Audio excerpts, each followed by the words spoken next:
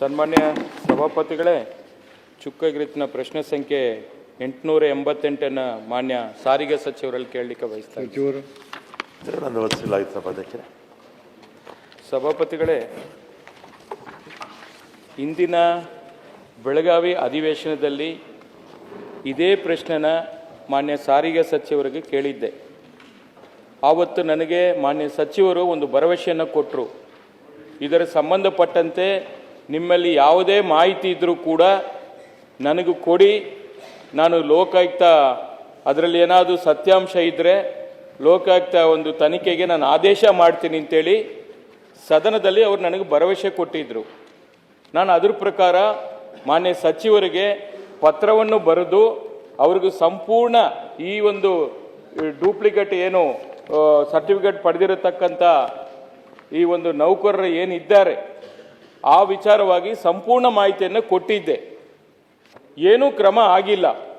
ಆಗಲೇ 3 ತಿಂಗಳು ಆಗಿದೆ ಸಭಾಪತಿಗಳೇ. ಒಂದು. ಎರಡನೇದು, ಈ ಪ್ರಶ್ನೆ ನಾನು ಕೇಳಿರತಕ್ಕಂಥದ್ದು 15/12. ಈ ಪ್ರಶ್ನೆ ಇದು ಸಂಪೂರ್ಣ ವಿವರಗಳು ನಾನು ಕೊಟ್ಟಿರತಕ್ಕಂಥದ್ದು 15/12ಕ್ಕೆ ನಾನು ಕೊಟ್ಟಿದ್ದೀನಿ.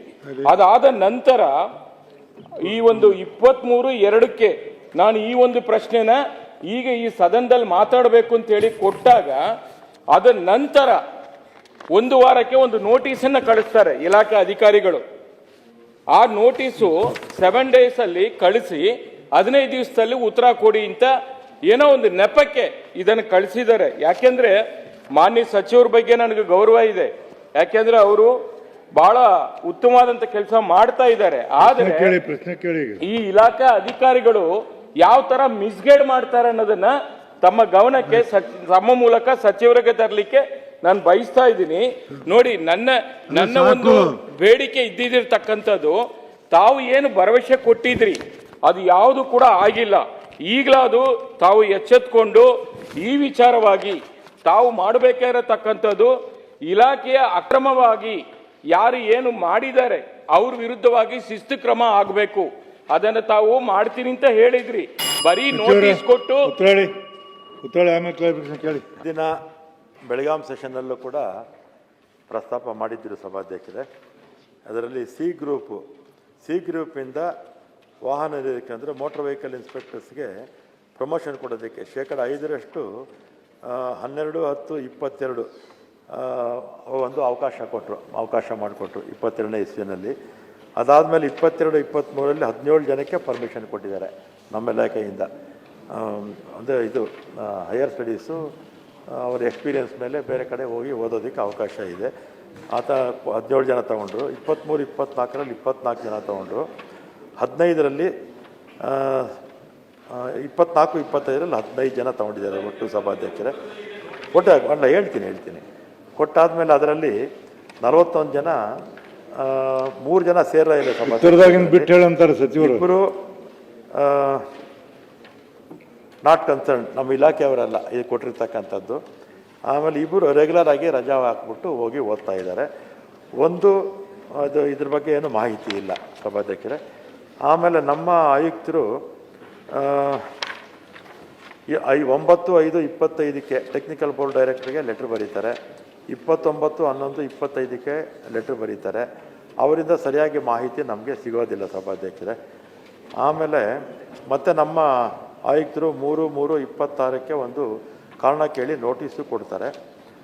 ನೋಟಿಸು ಕ್ಲಾರಿಟಿ ಬರಬೇಕು ಅಂತ ಸಭಾಧ್ಯಕ್ಷರು ಅದಕ್ಕೆ ನಿವೃತ್ತ ನ್ಯಾಯಾಧೀಶರಿಂದ ತನಿಖೆ ಮಾಡಿ ಅಂತೇಳಿ, ಯಾಕಂದರೆ ನಮ್ಮ ಇಲಾಖೆನೂ ಬರುತ್ತೆ, ಟೆಕ್ನಿಕಲ್ ಬೋರ್ಡು ಬರುತ್ತೆ, ನಿವೃತ್ತ ಇಲಾಖೆಯಿಂದ ತನಿಖೆ ಮಾಡಿ ಅಂತ ಆದೇಶನ ಮಾಡಿದ್ವಿ. ಗೆಜೆಟ್ ಕಾಪಿನೂ ಇದೆ, ಶರವಣ ಅವ್ರಿಗೆ ಕಳಿಸ್ತೀನಿ ಸಭಾಧ್ಯಕ್ಷರೇ.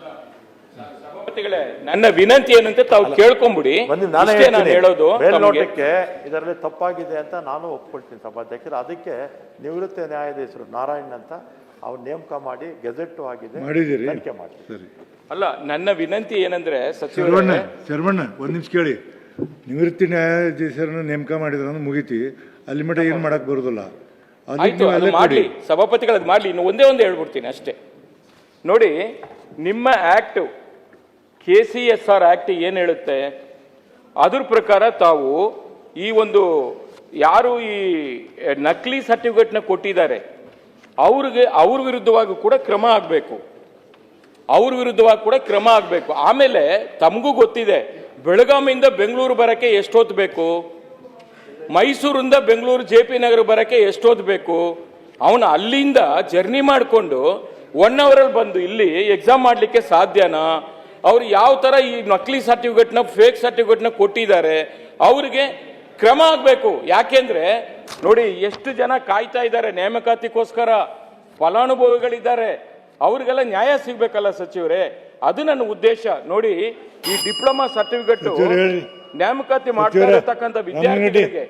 ರಾಮನಗಡ್ಡಿ ಅವರ ಉತ್ತರ ಹೇಳಿ. ಸಭಾಧ್ಯಕ್ಷರೇ, ಕೊಡಿ. ಈಗ ಬಹಳ ಸ್ಪಷ್ಟವಾಗಿ ಉತ್ತರ ನೇಮಕ ಮಾಡಿ ಕೊಟ್ಟಿದ್ದೀನಿ. ಮುಗಿದು. ನಿವೃತ್ತ ನ್ಯಾಯಾಧೀಶನ ತನಿಖೆ ಮಾಡಿಸ್ತೀವಿ, ಯಾರು ತಪ್ಪು ಮಾಡಿದ್ರೆ ಅವ್ರ ಮೇಲೆ ಖಂಡಿತ ಕ್ರಮ ತಗೊಳ್ಳಿ.